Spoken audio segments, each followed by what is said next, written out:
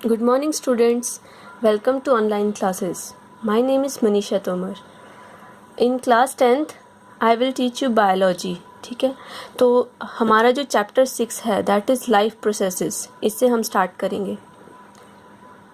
सबसे पहले इस चैप्टर को पढ़ने से पहले आपको पता होना चाहिए कि लिविंग ऑर्गेनिजम्स क्या होते हैं और नॉन लिविंग क्या होते हैं। ठीक है, living organisms have following characteristics. अब लाइफ की हमने बात की तो लाइफ किस में एग्जिस्ट करेगी, लिविंग ऑर्गेनिजम्स में ही एग्जिस्ट करेगी। तो सबसे पहले आपको पता होना चाहिए क्या चीज़ लिविंग है, क्या नॉन लिविंग है। लिविंग ऑर्गेनिजम्स ऐसे हैं जिनके अंदर ये फॉलोइंग कैरेक्टरिस्टिक्स होंगे, वो लिविंग होंगे। ठीक है, सबसे पहले हम बात करते हैं ग्रोथ की। लिविंग ऑर्गेनिजम्स ग्रोथ शो करते हैं, उनका साइज़ ग्रो करता है। ठीक है, ये नंबर ऑफ सेल्स ग्रो करते हैं, उसके थ्रू उसका साइज़ इंक्रीज़ करता है। वो रिप्रोडक्शन शो करते हैं, उनके अंदर कैपेबिलिटी होती है कि वो अपने जैसे ऑर्गेनिज्म प्रोड्यूस कर सकें। वो एसेक्सुअल मेथड भी फॉलो कर सकते हैं और सेक्सुअल मेथड भी फॉलो कर सकते हैं। सेक्सुअल मेथड में 2 पेरेंट्स की ज़रूरत पड़ती है जो कि एक नया इंडिविजुअल प्रोड्यूस करते हैं, और एसेक्सुअल मेथड में सिर्फ एक ही पेरेंट की ज़रूरत होती है जो अपने जैसा ही एक क्लोन इंडिविजुअल प्रोड्यूस करता है जो उसका आइडेंटिकल होता है। तो लिविंग ऑर्गेनिजम्स के अंदर ही ये कैरेक्टरिस्टिक होता है। लिविंग ऑर्गेनिज्म मेटाबॉलिज्म शो करते हैं, उनके अंदर बहुत सारी एक्टिविटीज़ होती रहती हैं, उनके अंदर केमिकल रिएक्शंस चलते रहते हैं उनकी बॉडी के अंदर।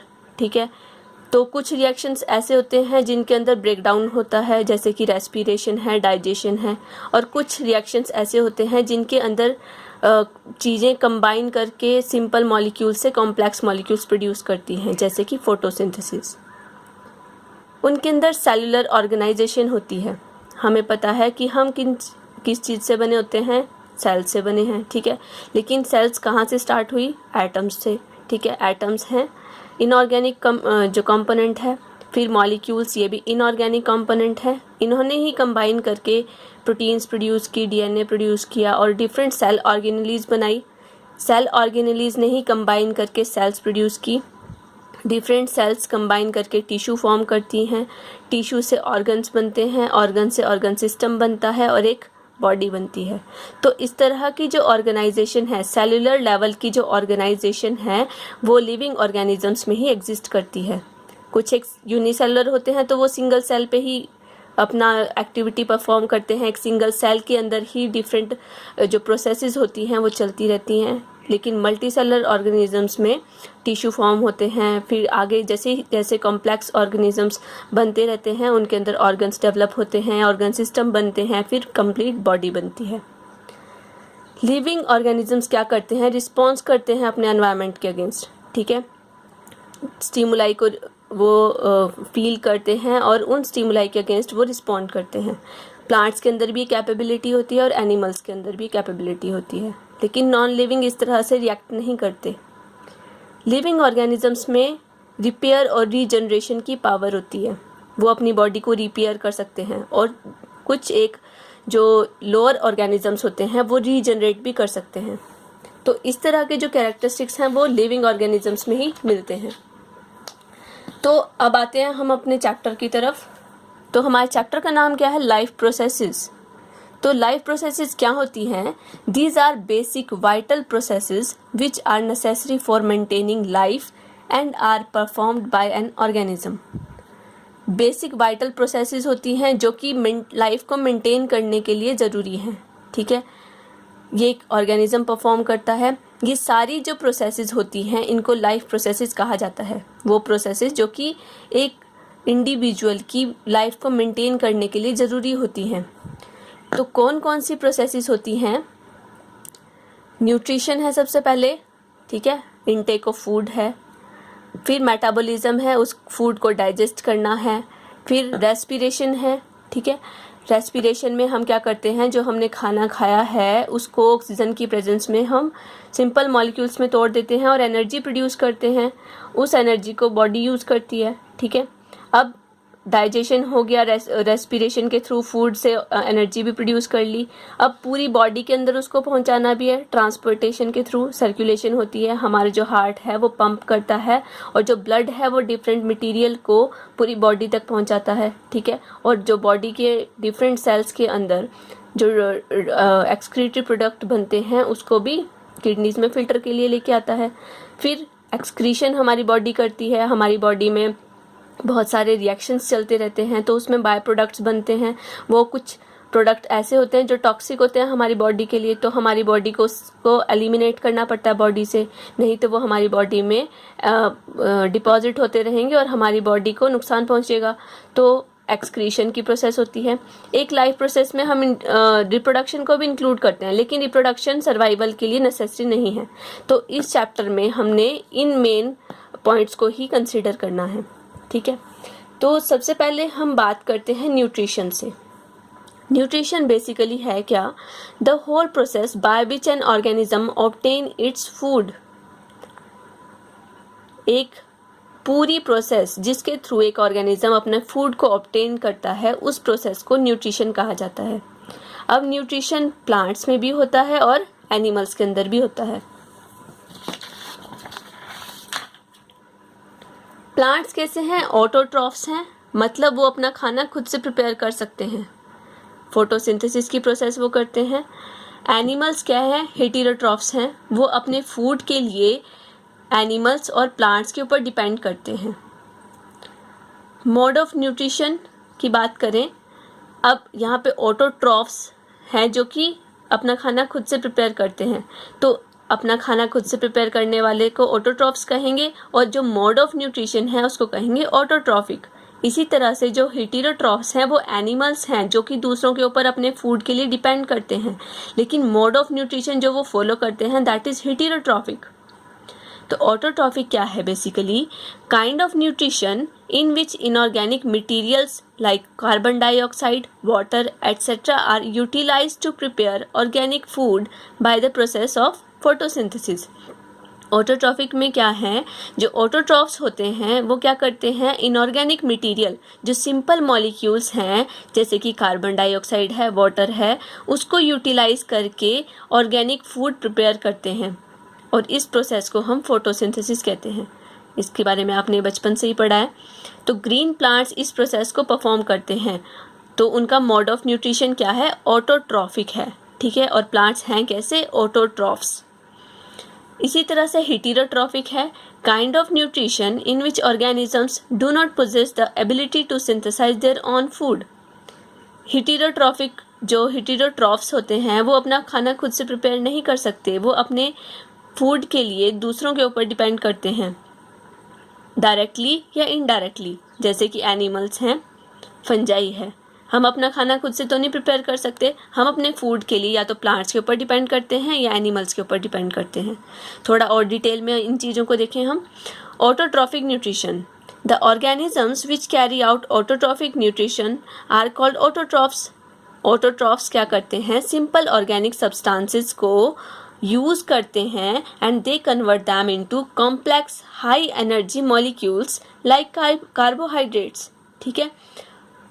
आपने प्रोसेस पढ़ी है फोटोसिंथेसिस की, उसमें क्या होता है? कार्बन डाइऑक्साइड और वाटर है, वही कंबाइन करके कॉम्प्लेक्स हाई एनर्जी मॉलिक्यूल्स जैसे कि कार्बोहाइड्रेट्स वहाँ पे फॉर्म करते हैं, जैसे कि ग्लूकोज है, ठीक है। तो फोटोसिंथेसिस की यहाँ बात आ जाती है। Autotrophs take in carbon dioxide and water and convert these into carbohydrates in the presence of sunlight and chlorophyll. Atmosphere से कार्बन डाइऑक्साइड को लेके वो जो सॉइल है, सॉइल से वाटर को एब्जॉर्ब करके प्लांट्स क्या करते हैं? सनलाइट और क्लोरोफिल की प्रेजेंस में इन चीज़ों को कार्बोहाइड्रेट्स में कन्वर्ट कर देते हैं। इस प्रोसेस को फोटोसिंथेसिस कहा जाता है। इक्वेशन यहाँ देखिए आप, 6 molecules of carbon dioxide when combined with 12 molecules of water in the presence of sunlight and chlorophyll, then the जो प्रोडक्ट हमारे पास फॉर्म होता है यहाँ पे वो बनता है ग्लूकोज, ठीक है। C6H12O6 ये है ग्लूकोज। साथ में बाय प्रोडक्ट के फॉर्म में ऑक्सीजन के 6 मॉलिक्यूल्स बनते हैं और वाटर के 6 मॉलिक्यूल्स बनते हैं, ठीक है। तो यहाँ पे आपने देखना है कि रॉ मटेरियल्स कौन कौन सा यूज होता है फोटोसिंथेसिस में। सनलाइट, ठीक है, सनलाइट यूज होती है। Chlorophyll, sunlight is absorbed bye chlorophyll. अब क्लोरोफिल है क्या, ये एक लीफ है। यहाँ पे लीफ की कुछ एक एरिया को जैसे ही हम मैग्नीफाई करते हैं तो वहाँ पे सेल्स हमें दिखती हैं। उन सेल्स के अंदर ऑर्गेनेलीज होती हैं, ठीक है, प्लास्टिड्स की फॉर्म में। क्लोरोप्लास्ट है। क्लोरोप्लास्ट का स्ट्रक्चर यहाँ पे आप देख सकते हैं, डबल मेम्ब्रेनस स्ट्रक्चर होता है। इसके अंदर मैट्रिक्स भरा होता है और इसके अंदर ये थाइलेकोइड्स प्रेजेंट होते हैं। थाइलेकोइड्स कॉइन्स की तरह होते हैं और ये स्टैक करके एक ग्रैनम फॉर्म करते हैं और इस तरह से ये बहुत सारे ग्रैना होते हैं और इनके बीच में स्ट्रोमल लैमिली कर्टन्स होते हैं जो कनेक्शंस फॉर्म करते हैं इनके बीच में, ठीक है। जो ये थाइलेकोइड्स हैं, इन थाइलेकोइड्स के अंदर ही क्लोरोफिल होता है जो कि सनलाइट को एब्जॉर्ब करता है और लाइट एनर्जी को केमिकल एनर्जी में चेंज कर देता है, ठीक है। तो उसके अंदर बहुत सारे आगे रिएक्शंस चलते रहते हैं और फाइनली कार्बन डाइऑक्साइड को रिड्यूस करके वहाँ पे हमारे पास ग्लूकोज फॉर्म हो जाता है। कार्बन डाइऑक्साइड है। अब कार्बन डाइऑक्साइड कहाँ से आती है प्लांट के अंदर, स्टोमेटा के थ्रू एंटर करती है। स्टोमेटा क्या होते हैं, these are tiny pores present on the surface of leaves and on young stem. Stomata क्या होते हैं, बेसिकली टाइनी पोर्स होते हैं, छोटे छोटे पोर्स होते हैं जो कि लीव्स की सरफेस पे प्रेजेंट होते हैं या फिर यंग स्टेम में भी प्रेजेंट होते हैं, लेकिन बाद में यंग स्टेम में ये लेंटिसेल्स की फॉर्म में चेंज हो जाते हैं, लेकिन लीव्स में एग्जिस्ट करते हैं। तो कुछ लीव्स में ये लोअर सरफेस पे ज़्यादा होते हैं, कुछ में अपर सरफेस पे ज़्यादा होते हैं, वो डिपेंड करता है उनके अडेप्टेशन पे, ठीक है। तो इस तरह से आप देख सकते हैं स्टोमेटा का स्ट्रक्चर यहाँ पे फॉर्म किया है। जो गार्ड सेल्स हैं ये मॉडिफाइड एपिडर्मल सेल्स होती हैं जिनके पास क्लोरोप्लास्ट होता है। ये ही सेल्स हैं जिनके पास क्लोरोप्लास्ट होता है। इसके अलावा जितनी भी एपिडर्मल सेल्स हैं उनके पास क्लोरोप्लास्ट नहीं होता, मतलब वो फोटोसिंथेसिस नहीं कर सकती। तो जो हमारे पास गार्ड सेल्स हैं इनके पास क्लोरोप्लास्ट होता है। इसकी जो आउटर लेयर है वो थिन होती है और जो इनर वाली लेयर है ये थिक होती है और इसके बाहर जो सेल्स हैं इनको सब्सिडरी सेल्स कहा जाता है, ठीक है। ये भी मॉडिफाइड एपिडर्मल सेल्स होती हैं। तो लीव्स की जो एपिडर्मिस है, आपने 9th क्लास में लीव का ट्रांसफर सेक्शन पढ़ा होगा तो उसमें आपने इस चीज़ को पढ़ा होगा। इसके बीच में गार्ड सेल्स के बीच में एक पोर होता है, उसको कहा जाता है स्टोमा। स्टोमा का मतलब होता है पोर। तो सिंगुलर स्टोमा है, प्लूरल है स्टोमेटा। एटा का मतलब है ग्रुप। ग्रुप ऑफ स्टोमा मतलब ग्रुप ऑफ पोर्स। तो बहुत सारे पोर्स को हम स्टोमेटा बोल देते हैं, ठीक है। तो इन स्टोमेटा के क्या फंक्शंस हैं, एक तो ये हेल्प करते हैं एक्सचेंज ऑफ गैसेस में। एटमॉस्फेयर से फोटोसिंथेसिस के लिए कार्बन डाइऑक्साइड अंदर आती है, ठीक है। और जब रेस्पिरेशन करनी होती है, अब दिन के टाइम तो जो प्लांट्स हैं वो ऑक्सीजन प्रोड्यूस करते हैं। अभी हमने रिएक्शन पढ़ी तो फोटोसिंथेसिस की रिएक्शन में जब कार्बन डाइऑक्साइड और वाटर कंबाइन करते हैं तो वहाँ पे बाय प्रोडक्ट ऑक्सीजन फॉर्म हो जाता है और वो ऑक्सीजन प्लांट्स के लिए रेस्पिरेशन में यूज हो जाती है। लेकिन रात के टाइम में क्या होता है, रात के टाइम में तो फोटोसिंथेसिस नहीं होती तो ऑक्सीजन भी प्रोड्यूस नहीं होती। तो रात के टाइम में प्लांट्स क्या करते हैं, एटमॉस्फेयर से ऑक्सीजन को लेते हैं और CO2 को रिलीज कर देते हैं। तभी कई बार बोलते हैं कि रात को पेड़ के नीचे नहीं सोना चाहिए, क्योंकि रात के time plants carbon dioxide release करते हैं, ठीक है। दिन के टाइम तो जो कार्बन डाइऑक्साइड रेस्पिरेशन में बनती है वो कहीं ना कहीं फोटोसिंथेसिस में यूज हो जाती है, ठीक है। बाकी जो प्लांट्स हैं वो बाहर से भी कार्बन डाइऑक्साइड लेते हैं। तो दिन में तो वो जो पूरी साइकिल है वो चलती रहती है अंदर से अंदर ही, लेकिन रात के टाइम में वो ऑक्सीजन अंदर लेते हैं और CO2 रिलीज कर देते हैं। तो एक्सचेंज ऑफ गैसेस में स्टोमेटा हेल्पफुल है।